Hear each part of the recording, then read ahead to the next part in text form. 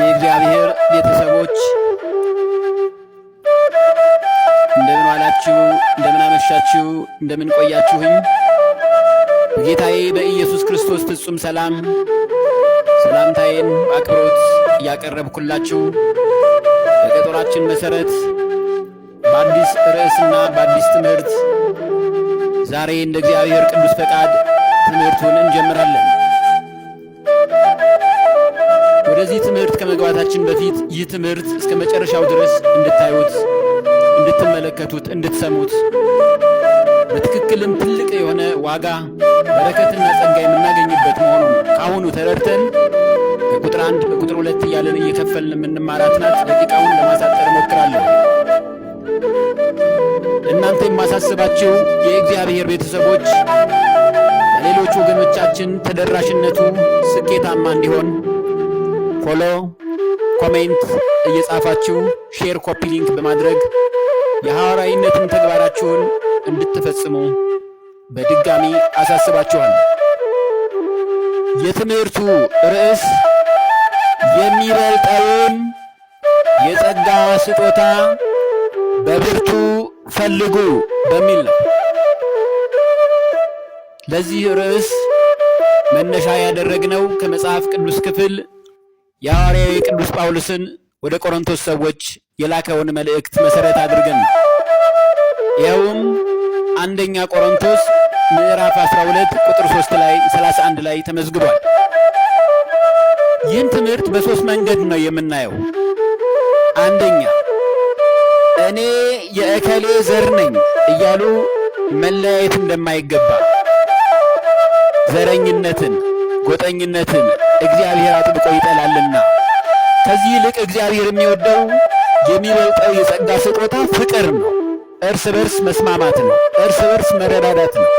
ሰዋዊነት፣ ስብዕና ያለው አስተሳሰብ እግዚአብሔር የሚወደው የሚበልጠው የጸጋ ስጦታ በእግዚአብሔር ፍቅር ውስጥ ሆነው ጸሎት እያደረጉ ሰው ለተባለ ሁሉ መተዛዘንና ማዘን እንጂ ጎጥንና ዘረኝነትን ማዕከል ያደረገ ክርስትና አይደለም። ይህንን የሚያሳውቀን መልእክት ስለሆነ እስከ መጨረሻው ተከታተሉ ሳትሰለቹ። ይሄ አንዱ ነው። ትምህርቱን አንዱ በዚህ ነው የምናየው። ሁለተኛው እኔ የእከሌ መምህር ተከታይ ነኝ እያሉ መኩራራት እንደማይገባ፣ ምክንያቱም ያለ አንዱ አምላክ መምህር የለምና። እኔ የእከሌ መምህር ነኝ ብሎ አንዳንድ መምህራንም ምናልባት በድካም እኔ እያሉ መስበክን ማቆም አለባቸው። መምህሩ ማን ነው? እግዚአብሔር ነው። መምህሩ እግዚአብሔር ከሆነ እግዚአብሔር አስተማረ።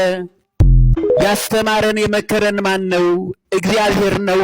መምህሩ የሚጠመቅበት ሁሉን ካደረጋችሁ በኋላ ሁሉን ከፈጸማችሁ በኋላ የማንጠቅም ባሪያንን ነን በሉ ነው ቅዱስ ወንጌሉ ያስተማረን፣ ክርስቶስ ያስተማረን።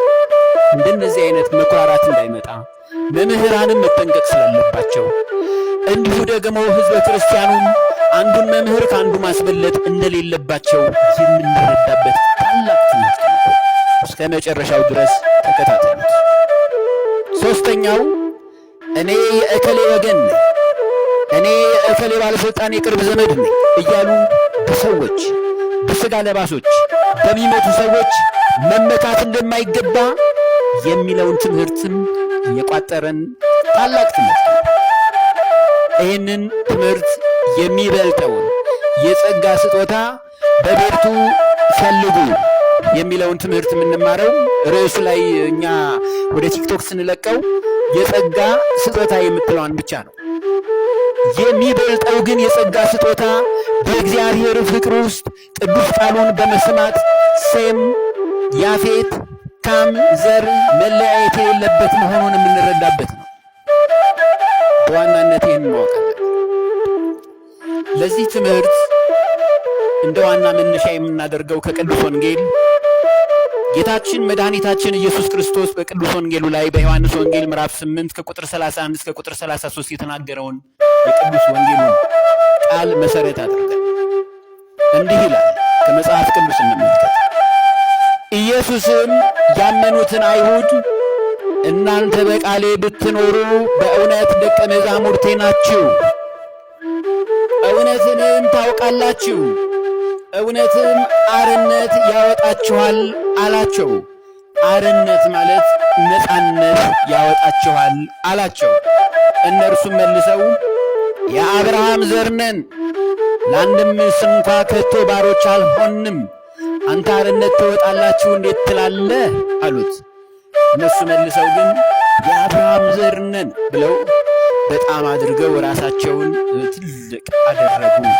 ክርስቶስ አምላካቸውን የአብርሃም አምላክን ግን አኮሰሱት፣ አኮሰመኑት፣ አላወቁትም። ነገር ግን ይሄ ራሱ ከዘረኝነት የበለጠ ባርነት ምን አለ ብላችሁ? እኛ የአብርሃም ዘር ነን፣ እኛ የከሌ መምህር ተከታይ ነን፣ እኛ የዚህ ወገን ዘር ነን፣ እኛ የዚህ ወገን ባለስልጣንና የቅርብ ዘመዳችን ነው እኮ እያሉ መመካት ከዚህ የበለጠ በሽታ ምን አለ? ኢየሱስ ክርስቶስ ይህንን ለማስተማር ይህንን የቅዱስ ወንጌልን መሰረት አድርገን ብዙ ትምህርቶችን ክርስቶስ ያስተምራል። የአብርሃም ዘር ነን፣ ለአንድም ስንኳ ከቶ ባሮች አልሆንም፣ ግን ባሮች ናቸው። ምክንያቱም የአብርሃም ዘር ነን ብለዋል። የአብርሃምን ሥራ ግን አትሰሩም፣ የአብርሃም ዘር ነን ግን ትላላችሁ እያለ ወደታች በወረዳችሁ ቅዱስ ወንጌሉን ብታነቡት ካለን ጊዜ አንጻር ግን ከዚሁ ላይ ነው የምናቆመው። ብርሃነ ዓለም ሐዋርያው ቅዱስ ጳውሎስ ከጌታው ከአምላኩ ከኢየሱስ ክርስቶስ የተማረውን ትምህርት የክብር ዕቃ የተባለው ታላቁ ቅዱስ አባት ብርሃን የሆነው ታላቅ ጀግና ሰባኪ እንዲህ ብሎ መልእክቱን ለሮማውያን ጻፈ። ወደ ሮሜ ሰዎች ምዕራፍ 2 ከቁጥር 9 እስከ 11 እንዲህ ይላል። ክፉን በሚያደርግ ሰው ነፍስ ሁሉ መከራና ጭንቀት ይሆንበታል።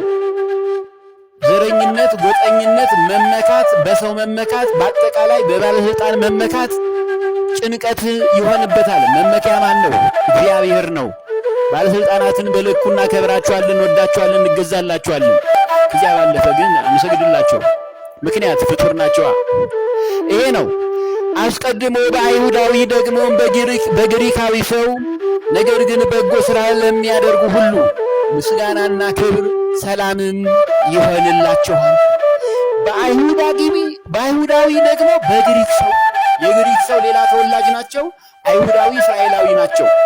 ነገር ግን ግሪካዊ አይሁዳዊ የለም፣ ብቻ በእግዚአብሔር ፍቅርና ጸጋ በሚበልጠው ጸጋ እግዚአብሔር ቃሉን ይዞ አንዱን አምላክ ለሁሉ የሰው ልጆች እኩል ፍርድ የሚሰጠውን አምላክ በንጹህ ያመኑ ለሚያደርጉ ሁሉ ምስጋናና ክብር ሰላምም ይሆንላቸዋል።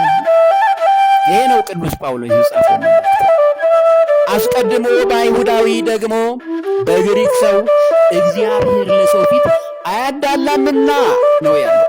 እግዚአብሔር ፊትን አይቶ አያዳላም። እከሌ ጥቁር ነው፣ እከሌ አጭር ነው፣ እከሌ ድሃ ነው፣ እከሌ የወደቀ ነው፣ እከሌ ወገን የለውም አይልም። ሁሉም ሰው እኩል አድርጎ ነው የፈጠረው። ያለው የሌለውን እንዲደጉም፣ የሌለው ባለው እየበረታ ቁም ነገር ላይና ስኬታማነት ላይ የሚደርስ መደጋገፍን ነው ጭራሽ የሚፈልገው። እግዚአብሔር አያዳላም። ይሄንን አምላክ ነው የሚበልጠው የጸጋ ስጦታ እግዚአብሔርና እግዚአብሔር ብቻ ነው። ከእግዚአብሔር ውስጥ የሚወጡ ሰላምና ፍቅር፣ በረከትና ጸጋ፣ ሁሉ ነገር የተሟላለትን አምላክ መደገፍ ነው። ይሄ ነው የማይወድቀውን ግንብ መደገፍ እግዚአብሔርን ነው። በሰውና በዘረኝነት በጎጠኝነት ተመክተን በማይጠቅም ነገር ውስጥ ስንዛብር እንዳንገኝ ነው እግዚአብሔር ሊያስተምረን የፈለገው። አሁን ያለው ወቅታዊው እውነተኛ የስብከት መሰረት ስለሆነ ገና የጀመርነው ስንጨርሰው ነው የምንመሰጋገነው። አሁን ግን ሁሉም ሰው መማር አለበት፣ እኔን ጨምሮ ማለት ነው። ብዙ የጎደለን ነገር ስላለ በሌላም ብርሃነ ዓለም ሐዋርያው ቅዱስ ጳውሎስ ለሮሜ ሰዎች ምዕራፍ 12 ቁጥር 4 እስከ 5 ላይ እንዲህ አለ። በአንድ አካል ብዙ ብልቶች እንዳሉን የብልቶቹም ሁሉ ሥራ አንድ እንዳይደለ እንዲሁ ብዙዎች ስንሆን በክርስቶስ አንድ አካል ነን፣ እርስ በርሳችንም እያንዳንዳችን የሌላው ብልቶች ነን። ይሄ ነው መሆን ያለበት። አንዱ የሌላ ብሔር፣ አንዱ የሌላ ሀገር ተወላጅ፣ አንዱ ሴማዊ፣ አንዱ ያፌታዊ፣ አንዱ ደግሞ ካማዊ ቢሆን እግዚአብሔር አንድ አድርጎ በእግዚአብሔር ግን አካላችን አንድ ነው። ሰው ነው። ሰው ከዚህ ቀደም ስንማር ሰማያዊ ውህደት ያለው ማለት ነው። ከዚህ ስንወጣ ግን ሰማያዊ ውህደት ግን የለም። ያ እንዲሆን የመንፈስ ቅዱስ ውህደት ያለው ሰው የሚበልጠውን የጸጋ ስጦታ ይፈልጋል እንጂ በዘረኝነት መንገድ በከንቱ አይርመጠመጥም። ይህ ለዲያብሎስ የሚመች የሐሳዌ መሲህ የክፉ መንፈስ ተከታይ መሆን ነው። አውሬው እጅግ ዘረኛ ስለሆነ ከአውሬው ከዘንዱ አፍ እንድንወጣ መልእክትን የሚያስተላልፍ ታላቅ ትምህርት ነው። ጀመርነው እንጂ አልጨረስነውም። ብዙ ምስጢር አለ። ይሄንን ነው ያለን። መለያየት የለም በክርስቶስ ዘንድ። አንደኛ ቆሮንቶስ ምዕራፍ 1 ቁጥር 10 ላይ አሁንም ብርሃነ ዓለም ሐዋርያው ቅዱስ ጳውሎስ ነው መልእክቱን የጻፈው ለቆሮንቶስ ሰዎች እንዲህ ይላል፣ ነገር ግን ወንድሞቼ ሆይ ሁላችሁ አንድ ንግግር እንድትናገሩ በአንድ ልብና በአንድ ሐሳብም የተባበራችሁ እንድትሆኑ እንጂ መለያየት በመካከላችሁ እንዳይሆን በጌታችን በኢየሱስ ክርስቶስ ስም እለምናችኋለሁ አለ። ሁላችሁ አንድ ንግግር እንድትናገሩ ማለት በአማርኛ ቋንቋ ሊሆን ይችላል፣ በኦሮምኛ ቋንቋ ሊሆን ይችላል፣ በትግርኛ ቋንቋ ሊሆን ይችላል፣ በሲዳማ ቋንቋ ሊሆን ይችላል፣ በወላይትኛ ቋንቋ ሊሆን ይችላል፣ በቤኒሻንጉል ጉሙዝ ቋንቋ ሊሆን ይችላል፣ በጋምቤላና በአፋርኛ ቋንቋ ሊሆን ይችላል፣ በኢትዮጵያ ሶማሌ፣ ኦጋዴን፣ ጅጅጋ ቋንቋ ሊሆን ይችላል ወዘተ። በትግርኛ ቋንቋ ሊሆን ይችላል፣ በጉራግኛ ቋንቋ ሊሆን ይችላል። በእነዚህ ቋንቋዎች ብንነጋገርም በአንድ ልብና በአንድ ሐሳብ የተባበራችሁ ልትሆኑ በእግዚአብሔር ፍቅርና ፍቅር፣ በእግዚአብሔር ሰላምና ሰላም መለያየት በመካከላችሁ እንዳይሆን በጌታችን በኢየሱስ ክርስቶስ ስም እለምናችኋለሁ ነው ያለው። በዚህ የመለያየት መንፈስ ውስጥ ያሉ ወገኖቼ ይህን ትምህርት አጥብቀው ሊሰሙትና ራሳቸውን ሊፈትሹ ይገባቸዋል። ገና ትምህርቱ ተጀመረ፣ አላለቀም። ቁጥር 1 ትምህርታችን እዚሁ ላይ ይቆየን። የሚቀጥለው ወደ ጥልቅ ምስጢር ውስጥ ስለምንገባ በብርቱ ሁላችሁም ይህን ታላቅ ትምህርት እንድትከታተሉ አሁንም በልዑል እግዚአብሔር ስም አጥብቄ አሳስባችኋለሁ። ቁጥር 2 ይቀጥላል። ለጊዜው እዚሁ ላይ ይቆየን። እግዚአብሔር ያክብርልኝ።